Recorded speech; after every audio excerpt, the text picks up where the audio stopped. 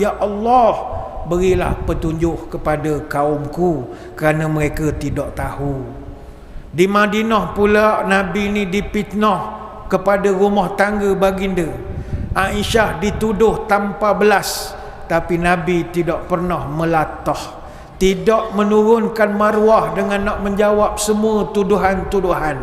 Nabi sabar, tunggu wahyu sehingga kebenaran itu akhirnya turun sendiri dan fitnah itu gugur sendiri bagaikan daun-daun kering.